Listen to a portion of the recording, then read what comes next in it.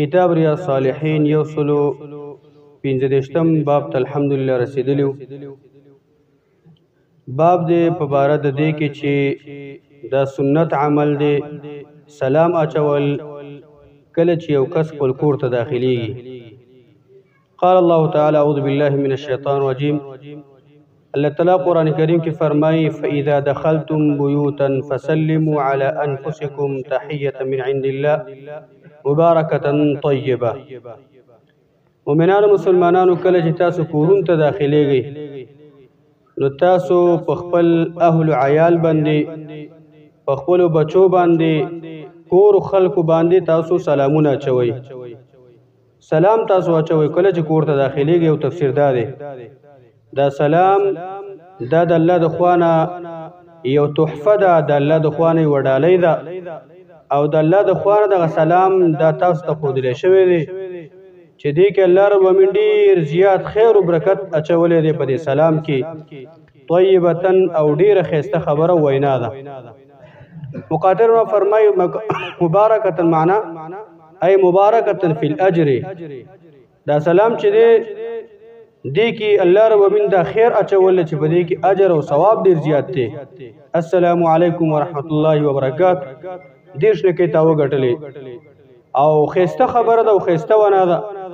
چا باندې چې سلام ته واچي د هغې مؤمن مسلمان زړه په هغې باندې خوشحالېږي او تا د هغې دپاره دعا وغوښتله چې الله دې تا په سلامتۍ کې د دنیا او د آخرت د مصیبتونه نه لري او د الله رحمتونه او برکتونه دې په تا باندې. د دې معنا دا ده. اول نمبر حدیث ته او دا یو حدیث ته په دې باب کې عن انس رضی الله عنه قال قال لي رسول الله صلی الله علیه وسلم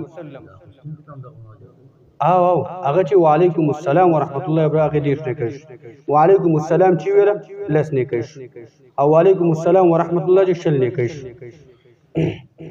انس ووایي چې ما رسول الله صلی الله علیه وسلم وفرمایل یا بنی ای زما بچیا اذا دخلت على اهلك کله چې په خپل کور والاو باندې داخليږي ننوځي فسلم سلام اچو د کور والاو باندې یکون برکة علیک وعلى اهلك. دا سلام اچول دا ستا دپاره او ستا د کور د خلکو دپاره برکت دی خیر دی. الله په تا باندې خیر را لیږي او الله تعالی ستا به د کور والاو باندې خیر او برکت را لیږي. دا روایت ترمذي دی. یعنی دې روایت کې نبی صلی الله علیه وسلم موږ تاسو ته ښودنه وکړه کور باندې سلام اچول د کور په خلکو باندې سلام اچول خپل بچو باندې سلام اچول یو خدا ده چې سنت عمل دی دا د الله د پیغمبر صلی الله علیه وسلم طریقه باندې تا ته وکړو. دویم دا چې د خپل کور خلکو دپاره ځان دپاره د خیر دعا وکړه الله به ستا کور د هر قسم مصیبتونو آفتونو مصیبتونو نه الله تعالی ستا د کور خلک دغه شان د ساتي. ډېر خلک داسې وي چې هغه دا یو غیرت ګڼي زه کور ته داخل شمه څنګه به ښځه باندې سلام واچوم څنګه به ښځه باندې سلام. دا خبرې موږ تاسو ته دین کې غیرت پروت دی. دین باندې عمل کول دا غیرت دی او د دین سره نالګي کول دین په حکم باندې عمل نه کول دا بې غیرتوب دی. یعنی بې غیرتوب کول په کار نه دي. دا کوم چې زموږ ستاسو جاهلي غیرتونه دي دا ویستل په کار دي لکړه ورکول په کار دي.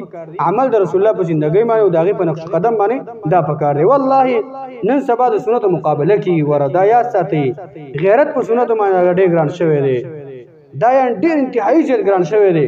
دا د الله د پیغمبر صلی الله علیه وسلم دا سنت دی چې دین دی دا فرض دی چې دا دین دی دغه شان د الله د پیغمبر طریقې دی چې دا دین دی. نو په دې باندې عمل کول دا زموږ ستاسو دین د دغې خبرو نه جوړ دی. هره یوه خبره دین دا خپل ځان ته غټه ګڼه. څومره چې دین مسله تا ته غټه ښکاره کېدله هغومره انشاءالله ستا ایمان قوي مضبوط دی.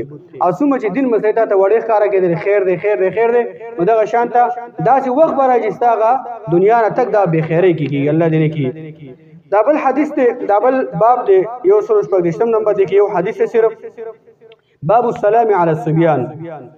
باب دی په باره دی کې چې ماشومانو باندې سلام اچول. عن انس رضی الله عنه انه مر على صبيان فسلم عليهم. انس مبارک راضي وې دا په ماشومانو باندې تیرېدو او په دغه ماشومانو باندې انس سلام واچو. وقال بيولا كان رسول الله صلى الله عليه وسلم يفعله.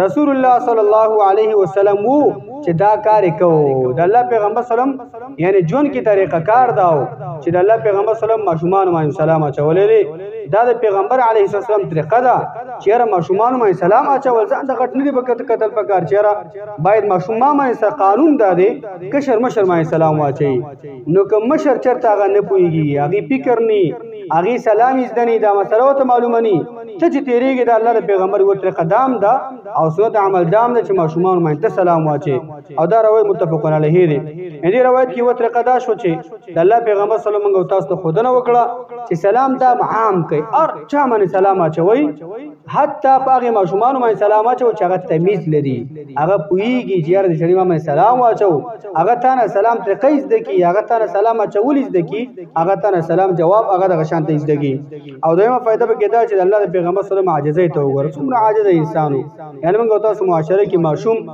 ماشوم د بیخي هغه دینی ارزښت بیخي ورکونه چیر د ماشوم موږ تاسو نه دین یاد کین جمعه ته ماشوم راغی شور یو غره بس موږ تاسو ټول معنی خارخ را چوي دا ماشوم راغلی دی ماشوم نفرت ودا مخه حادثه به منتیر شوی دی هغه ماشوم جمعه سره واستل پکار دی چې خپل لګمیته دي پیژني خپل د سماته پیژني ځنې پلار دي چې هغه مطلب ټول کور را په مخه کړي دا سم نه د پکار هغه ماشوم د ځان سره راول او قانون دار مخه بده کې خبره تیر شوی و ځان سره صف کې ودروا صحیح عمل دار ځان سره صف کې نو ماشومان سره مشرک او چورانه نه کوي یو څنګه ماشومان ودرول دام خلاف کار دی ته ټول ماشومان ټول کې ماشوم تلاس اچي ماشوم هغه ورانه کې خامخه یعنی دا په دې ځفور میز کې ودرول پکار دي چې هغه شانتانه ته کمیس ته کې ماشوم نه لري چې هغه د شانته هغه کم ورانه کم د شانته د جماعت به دی چې هغه مونږ شي الله دې خبر مو تاسو